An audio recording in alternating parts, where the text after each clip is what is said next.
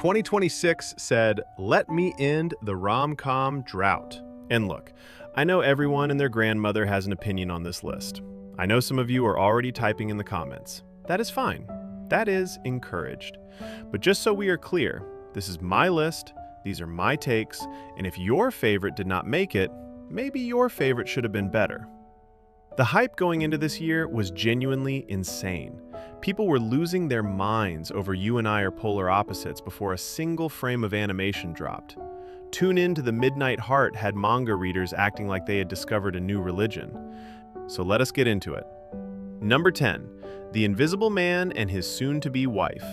Okay, so the premise of this show is exactly what it sounds like, and I respect the audacity of that. A man who is literally invisible, not metaphorically invisible, not socially awkward invisible, actually transparent, somehow ends up in a domestic situation with a woman who is completely unfazed by this. Like she is cooking breakfast for a floating set of pajamas and her energy is just, yeah, this is fine. That alone sold me. There is something deeply funny about a supernatural rom-com where the comedy does not come from the supernatural element being a big deal, it comes from it being completely not a big deal. The whole show runs on this warm, slice-of-life energy where you almost forget the main guy is invisible until he walks into a glass door or something and you remember, right, this man cannot be seen by anyone. The couple dynamic is genuinely wholesome in a way that does not feel saccharine or fake. She is not flustered constantly. He is not brooding. They are just two people figuring out a weird situation together. That said, I will be honest. The pacing in the first couple of episodes is slow, like glacial. If you go in expecting big dramatic moments early, you are going to be waiting. But if you give it 3 episodes, it clicks. And then you are inexplicably emotional about a woman holding hands with thin air. Is that a hot take? Maybe. Number 9. Tamon's B-side. This one right here. Tamon's B-side is built on the single most chaotic energy I have seen in a rom-com this year, and I mean that as a compliment. You have got Tamon, who is this squeaky clean, polished idol, the kind of guy whose smile is literally used in advertisements for things like vitamin supplements and trust. And then the second the cameras are off, his entire personality does a 180. Different speech patterns, different posture, completely different vibe. And the female lead is one of the very few people who has seen both sides of him, which makes their dynamic this constant push and pull of which version of you am I actually falling for, which is, genuinely, a great question for a rom-com to be asking. The idol industry setting adds a layer of tension that I did not expect to enjoy as much as I did. Because it is not just celebrity falls for normal girl, there is real stakes around his public image, around what it means for her to know the real him, and the comedy comes from him desperately trying to maintain his perfect persona while she is standing right there making it very difficult. My one critique, and this is a personal opinion, is that the secondary characters feel underdeveloped for most of the season. The story is so focused on the 2 leads that everyone else kind of fades into the background, which is not necessarily a flaw, but it does make the show feel a bit narrow. Still, for pure couple chemistry, top tier. Number 9, and it could honestly be higher on a different day. Number 8, In the Clear Moonlit Dusk. Alright shoujo fans, this one is for you, and also for everyone else because this show is genuinely gorgeous and I will not hear otherwise. In the Clear Moonlit Dusk is the kind of anime that makes you remember why visual presentation in this medium actually matters. The aesthetics are immaculate, the lighting, the night sky backgrounds, the character designs that somehow make everyone look like they belong on the cover of a literary magazine. It is a beautiful show, and that beauty is doing a lot of work in service of the story. The premise puts 2 students who are both called Prince by their peers, one girl, one boy, in constant proximity and competition. And the chemistry that develops from that is this slow burn tension that shoujo does better than almost any other genre. There is a formality between them early on that gradually, painfully slowly, starts to crack, and every small moment of vulnerability lands hard because the show has earned it. My hot take on this one is that the anime adaptation leans a little too safe with the pacing compared to what I was hoping for based on the source material. It is faithful, yes, maybe too faithful in places where a bit more creative liberty could have elevated certain scenes. but it is still one of the most visually accomplished rom-coms of the year, and that counts for a lot. Number 7. Tune in to the Midnight Heart. Okay, so this show had one of the most hyped pre-release builds of the entire year, and I want to say up front, in my opinion, it mostly lives up to it. Mostly. Tune in to the Midnight Heart centers on a late-night high school radio show, which is already a phenomenal setting for a rom-com because there is something inherently intimate about radio. You are in the dark, it is late, there is a voice in your ear. The show knows exactly what it is doing with that atmosphere and uses it well.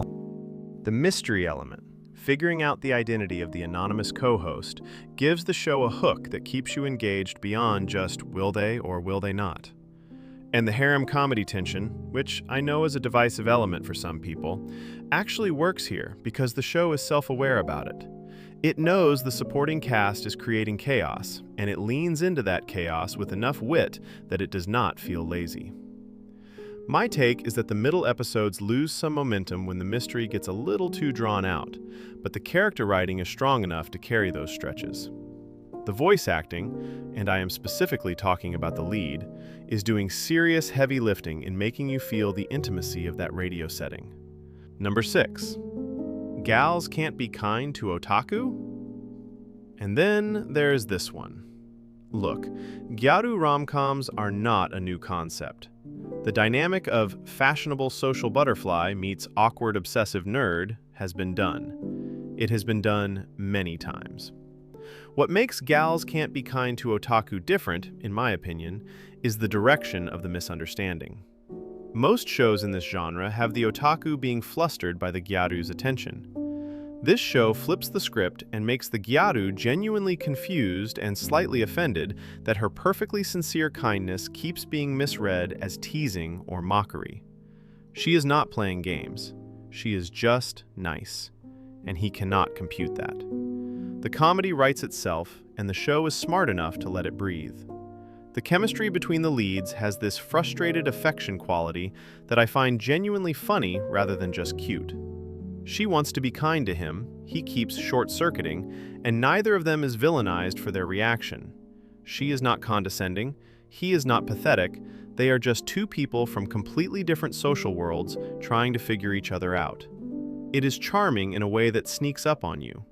Some of the side gags run a beat too long for my taste, but the core dynamic is strong enough that I was never bored. Alright, we are halfway through, and if you are still here, first of all, thank you. Second of all, it is about to get a lot more heated because the top 5 is where the real arguments start.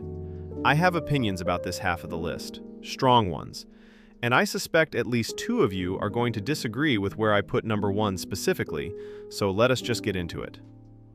Number 5. My Love Story with Yamada-kun at level 999.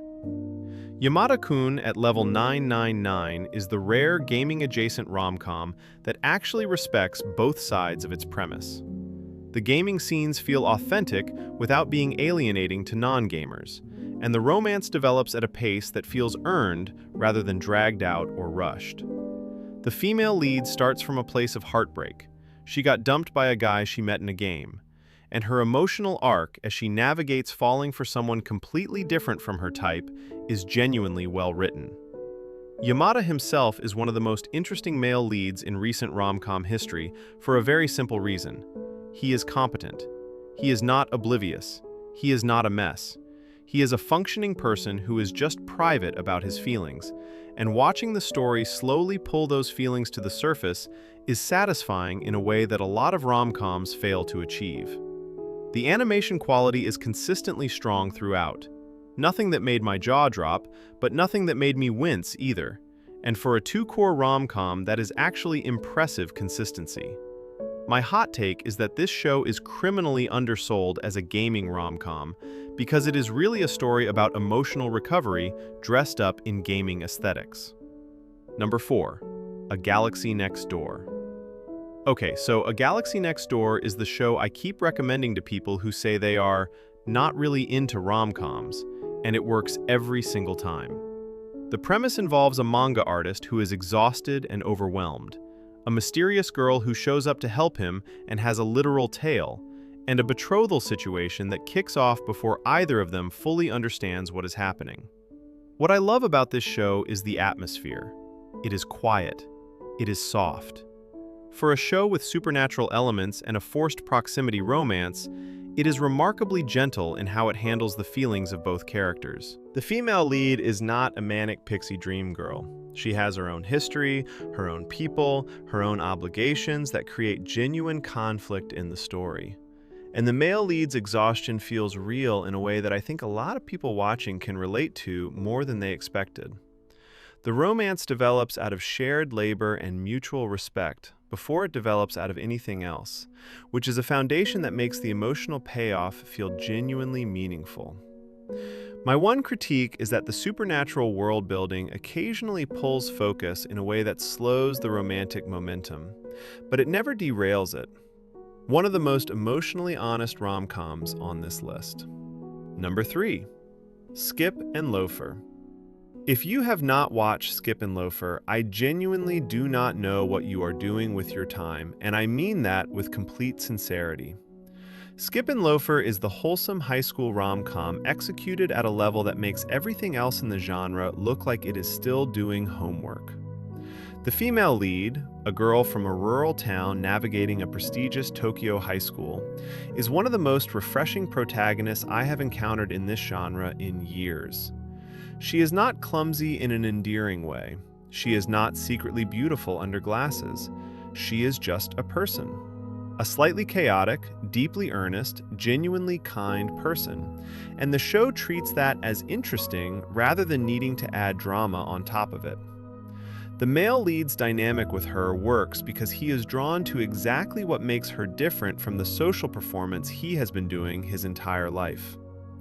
The romance is slow enough that some people will bounce off it, but the character writing is so good that the slowness never feels like padding. It feels like real people taking real time. The animation has this warm, textured quality that matches the emotional tone perfectly. I am not being hyperbolic when I say this is one of the best crafted rom-coms of the past several years, not just this year. Number 2. You and I Are Polar Opposites. The most anticipated rom-com adaptation of 2026, and the question was always whether it could live up to the hype that the source manga built over years of readers losing their minds over this couple. My answer is almost. Almost entirely. You and I Are Polar Opposites is the story of two high school students who are presented as complete opposites. One relentlessly sunny and outgoing, one quietly withdrawn and meticulous. And the show is smart enough to complicate that surface reading immediately. They are not opposites because the story says so. They are opposites in ways that are specific, well-observed, and that create friction that is interesting rather than just convenient. The chemistry between the leads is exceptional. The will they won't they tension is built on genuine character conflict rather than manufactured misunderstandings, which puts it in a different league from a lot of its competition. The animation is strong, the direction makes smart choices about when to linger and when to cut, and there are moments in this show that had the entire community talking for days after each episode dropped. So why is it number 2 and not number 1? Honestly, because the back half of the season loses some of the tightness that made the first half so compelling. The pacing wobbles in episodes 8 through 10 in a way that I think will read better on a rewatch, but on first viewing created a frustrating stretch right before the finale. A magnificent show with one genuinely frustrating stretch. Number 1. Kimi ni Todoke. Sawako and Kazehaya in 2026 carry every single moment of history between them, and the show knows how to use that weight without turning it into melodrama. Every small interaction lands harder because we know these characters. The animation respects the original aesthetic while updating it enough to feel current without feeling like a different show. And the emotional beats in the final arc, which I will not spoil, are the kind of thing that made people cry in public and then post about it online without shame, which is the highest compliment I can give a rom-com. It is not the flashiest show on this list. It is not the most chaotic, or the funniest, or the most visually experimental. It is just the most complete, the most earned, the most human. If you watched any rom-com this year, you probably already have a favorite. You probably disagree with at least 3 things I said in this video. Drop it in the comments, I read them, I argue back, and I will absolutely defend this list. Every single entry. Come at me.